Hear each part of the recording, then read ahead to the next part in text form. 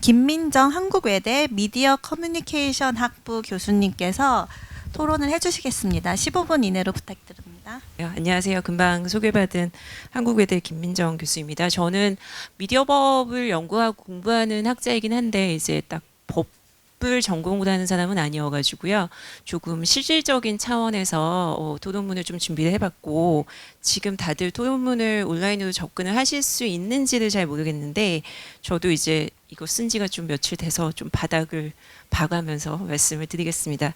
제가 그 한국에서 이제 언론법 관련해서 외대에서 강의를 하기 전에 제가 미국에서 이제 공부를 한 5년 하고 8년 정도 이제 미국 언론법에 대해서 수업을 하고 그랬었거든요. 그래서 제가 공부할 때 이제 그 미국에서 주로 그 언론인들 사이에서 통용되는 말 중에 그 진실은 명예훼손에 대한 최고의 항변이다라는 말이 있어요. 그러니까 진실 보도만 하면 명예훼손에 걸릴 위험이 없다라는 식의 이제 미국 언론인들 사이에서 말이 많이 통용이 되는데 사실은 그 진실이 최고의 항변인 것이 아니고 미국의 언론법에 보면 이제 현실적 악의라는 개념이 있거든요. actual malice라고 하는 건데 이게 공인이나 이제 공직자 같은 사람들 혹은 공적 인물이라고 이제 미국에서는 얘기를 하는데 그냥 공인이라고 통칭을 해서 말씀을 드리면 공인들 같은 경우에는 이제 그런 본인의 명예를 훼손하는 보도가 나왔을 때 그게 현실적 악의에 근거해서 보도가 됐다라는 걸 입증을 해야지만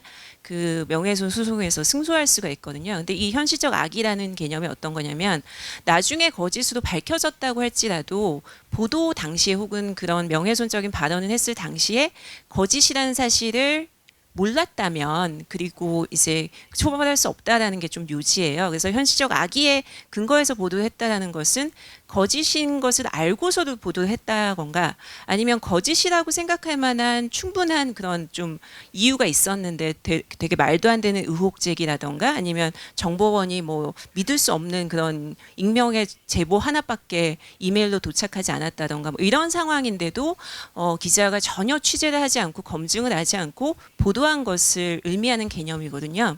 그러니까 이제 진실 보도를 꼭 하지 않아도 명예훼손의 책임으로부터 자유로울 수 있다라는 거죠. 그리고 이때 미국에서 이제 그 언론인들한테 요구하는 기준이라는 것이 되게 어떻게 보면은 정말 나쁜 저널리즘만 아니면 법적인 책임은 피할 수가 있는 그런 상황인 거예요. 그래서 이제 그 미국의 법리를 막 얘기하면서 책임 있는 언론이라는 것도 되게 중요한 것이긴 하지만 그것은 법으로서 강제할 수 있는 것은 아니기 때문에 언론에게 다 최대한의 자유를 주겠다라는 것이 미국 명예훼손의 법리이고 그것에 따라서 이제 진실 일이 문제가 아니고 현실적 악의가 있느냐 없느냐가 문제이기 때문에 현실적으로 그 미국 언론 보도에서 나타나는 효과라는 것이 공인에 대해서 되게 자유롭게 의혹을 제기하고 보도할 수 있는 그런 상황이라는 거죠. 그래서 제가 미국의 법리에 대해서 이렇게 얘기를 시작한 이유는 한국이 그래서 되게 뒤처져 있다 이런 얘기를 하기 위한 것은 아니에요. 사실은. 그러니까 저는 뭐 앞에서 많이 그 말씀을 잘 해주셨지만 한국의 법리에서 문제점도 있지만 그렇다고 해서 한국에서의 그런 표현의 자유의 보호 정도가 너무 말도 안 되는 수준이라던가 혹은 표현의 자유를 보장할 수 있는 기재가 전혀 없다던가 그런 접근법은 아니라고 생각을 하거든요. 그리고 뭐 미국이 무조건 옳다 이런 말씀을 드리고 싶은 것도 아니고 미국에서의 그런 현실적 악의를 채택하고 있는 나라들이 전 세계적으로 그렇게 많은 것도 아니에요. 그래서 각 나라들마다 인격권이 더 중요하냐 혹은 표현의 자유가 더 중요하느냐에 따른 그런 가치 판단은 저는 다를 수 있다라고 보는데 제가 드리고 싶은 말씀은 그러면 한국에서 사실적시 명예훼손죄를 처벌을 하고 또 모욕죄를 처벌을 함으로써 그럼 실질적으로 나타나고 있는 효과가 무엇인가에 대해서 좀 짚어보는 게 중요하다라는 생각을 해봤습니다. 그래서 미국에서 현실적 악의 기준을 내세움으로써 공인에 대해서 자유롭게 비판할 수 있는 분위기가 있다면 그럼 한국은 어떠한가라는 질문을 좀 던져봤어요. 그래서 그것에 대한 대답을 이제 3가지 정도로 제가 제 토론문에서 좀 정리를 했는데 첫 번째는 그 공인들이 특히 정치인이나 유명 그런 정치인들 공직자들이 명예훼손 소송을 너무 남발하는 경향이 있습니다. 직접 하기도 하고요. 혹은 지지자들이 하기도 하고 소속 정당에서 하기도 합니다. 그래서 그 예전에 그 참여연대 공익법센터에서 이제 그 통계를 좀 내놓으신 적이 있었는데 그게 조금 몇 년 된 자료긴 하지만 제가 좀 요약을 해봤어요. 그래서 말씀을 드리면 2015년 9월에 나온 자료였는데 그때 이제 박근혜 정부의 국민 입막은 사례를 22건을 뽑았고요.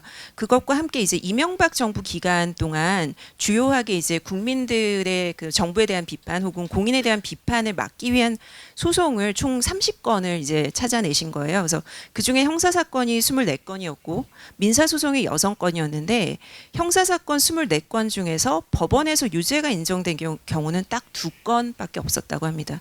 그리고 민사소송 6건 중에서 국가기관이나 공직자를 비판한 시민에게 손해배상 책임이 있다라는 판결은 단 한 건도 없었다고 해요. 그러니까 총 30건 중에서 뭐 2건 정도가 정말 실제로는 이제 유죄 판단이 났었다라는 거죠.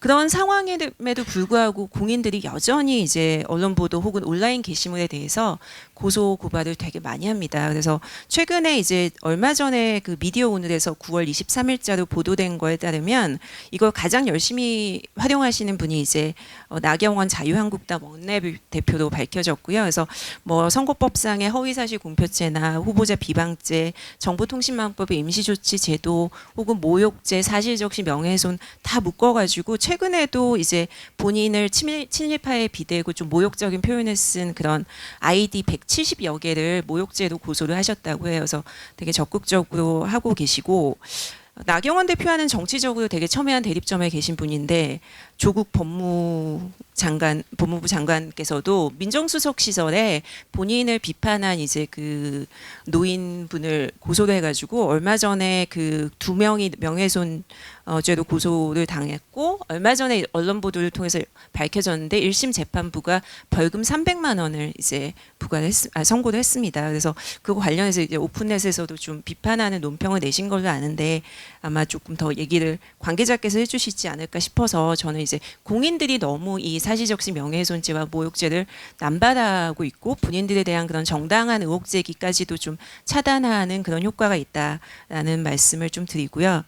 두 번째로 제가 또 말씀을 드리고 싶은 거는 앞서서 이제 약간 그 관용의 문화에 대한 말씀을 발제하시면서 해주셨는데 마찬가지로 한국에서 그런 문화가 좀 부족한 것들이 곳곳에서 나타나는 것 같아요. 그러니까 입장의 차이가 있거나 뭐 그럴 때 논의를 통해서 해결하는 것이 아니라 명예훼손죄로 고소부터 하고 보는 거죠. 혹은 모욕죄로 고소부터 하고 보는 그런 방식으로 상대의 비판을 이렇게 차단하려고 하는 그런 경향이 좀 곳곳에서 나타나고 있는 것 같아요. 그래서 제가 주변에서 들은 그런 일화를 두 가지 정도 소개를 드리자면 하나는 이제 최근에 제가 변호사 지인으로부터 들은 얘기인데요. 과학자 한 분께서 언론 매체에다 기고를 하셨어요. 그래서 그 어떤 기고의 내용이 뭐냐면 명상이랑 기체조를 하는 단체가 있는데 그 단체가 이제 대학원을 만들어 가지고 혈액형에 관한 논문 뭐 사주에 관한 논문 이런 거를 이제 박사학위를 막 수요를 하고 정체불명의 연구소들하고 이제 온라인에 다 이렇게 연계를 해가지고 상당히 뭐 학문적인 권위를 부여하는 그런 활동들을 하는 것에 대해서 이분이 이제 비판을 하는 그런 칼럼 비슷한 걸 쓰시고 거기서 이제 유사과학이라는 표현을 쓰신 거예요. 그 명상 단체에 대해서. 그랬더니 그 명상 단체와 그 회원들이 명예훼손이랑 모욕죄로 지금 4건을 그분한테 고소를 걸어놓은 상태라고 해요. 그래서 그런 뭐 사이비 과학 뭐 이런 말을 썼다가 모욕죄로 바로 이렇게 고소를 당하게 되는 그런 현실에 대한 이야기를 얼마 전에 들었고요.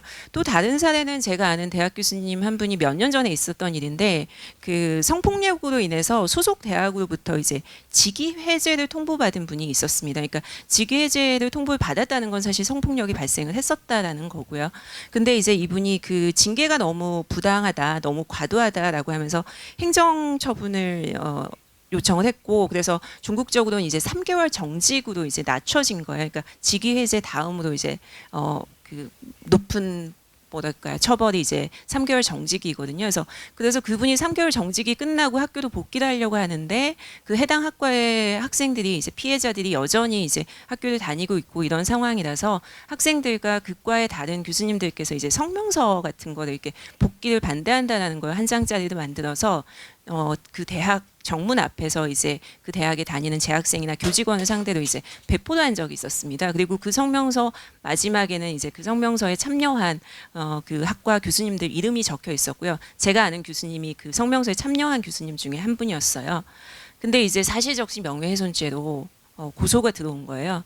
그래서 이분이 이제 너무 걱정을 하시길래 사실 일반인들한테 그런 걸로 이제 고소를 당한다는 건 되게 놀라운 일이잖아요. 그래서 되게 걱정을 하시길래 제가 아예 뭐 공익성 요건도 충분히 충족하고 진실성 요건도 충족하니까 괜찮으실 거다라고 말씀은 드렸지만 그분이 이제 경찰서에 불려가서 10손가락 다 도장 찍고 그다음에 변호사 고용하고 그다음에 돈 내고 불려다니고 이래서 종국적으로는 다 승소를 했는데 전혀 위로가 되지 않는 거예요. 그래서 그분이 나중에 저한테 저는 앞으로 어떤 종류의 입장문에도 성명서에도 참여하지 않을 겁니다. 이렇게 말씀을 하시더라고요. 그러니까 그런 것들이 이제 실질적인 좀 효과, 정말 위축 효과라는 거죠. 그래서 그런 사례를 좀 소개를 해드리고 싶었고요. 마지막으로는 이제 그 윤 박사님께서도 말씀하신 건데 작년에 한국 사회가 되게 미투 운동으로 뜨거웠고 사실은 2016년도에도 이제 뭐 문단내 성폭력 이런 식의 해시태그를 통해 가지고 그 문화예술계의 그런 잘못된 성폭력 문화에 대한 폭로가 온라인상에서 활발하게 이루어졌었는데 그런 것들이 이제 사실적인 명예훼손죄로 인해서 위축 효과가 상당했었거든요. 그래서 이게 아무리 나중에 뭐 승소하고 괜찮아요 이게 아니고 그냥 무고죄로 혹은 사실적인 명예훼손죄로 고소를 당할 수 있다는 사실 자체가 그런 성폭력 피해자의 용기 있는 그런 그 뭐랄까요 고발 이런 것들을 막는 그런 기제로 그러니까 작동을 하고 있기 때문에 더욱더 위험하다라는 말씀을 드리고 싶고요. 결론적으로 저는 그러니까 사실 작년에 이제 미투 운동하고 사실적인 명예훼손죄 문제가 많이 쟁점이 되면서 사회적으로도 이게 관심을 많이 받았었고 307조 개정안도 이렇게 국회에 제출이 되고 했었거든요. 근데 아무런 진전을 좀 보지 못하고 있어서 안타깝다는 생각이 들고 학자들 사이에서 그리고 뭐 법률가들 사이에서 저는 사실적인 명예훼손죄를 폐지하거나 혹은 적어도 개정해야 된다는 목소리는 뭐 거의 합의가 많이 이루어지고 있어서 사실은 오늘 제가 토론문을 준비하면서 뭔가 새롭게 얘기할 수 있는 얘기가 뭐가 있을까라는 고민을 좀 많이 했어요. 그러면서 제가 마지막에 제 토론문을 좀 어떻게 맺었냐면, 그러니까 이게 되게 익숙하고 오래된 문제이긴 한데 여전히 이런 문제들을 좀 발생시키고 있다는 거죠. 한국 사회에서 공인에 대한 의혹 제기를 차단하고 있고 정치적 동기에 악용되고 있고 형사 절차의 낭비를 낳고 있다. 그리고 단체와 개인에 대한 정당한 비판을 차단하고 토론 및 논의에 의한 문제 해결이라는 시민적 덕성 개발을 저해하고 있으며 성폭력 피해자가 피해 사실을 밝히는 일을 억제하는 지경에까지 이르고 있다. 그래서 오래된 숙제가 익숙한 문제를 발생시키는 것과 동시에 새로운 문제도 계속 좀 유발을 하고 있는 것 같아요. 그래서 좀 오래된 숙제를 신속하게 개선하기를 희망하고 그런 의미에서 이 자리도 좀 만들어지지 않았나라는 생각을 하면서 제 토론을 마치도록 하겠습니다. 감사합니다. 네, 감사합니다. 김민정 교수님.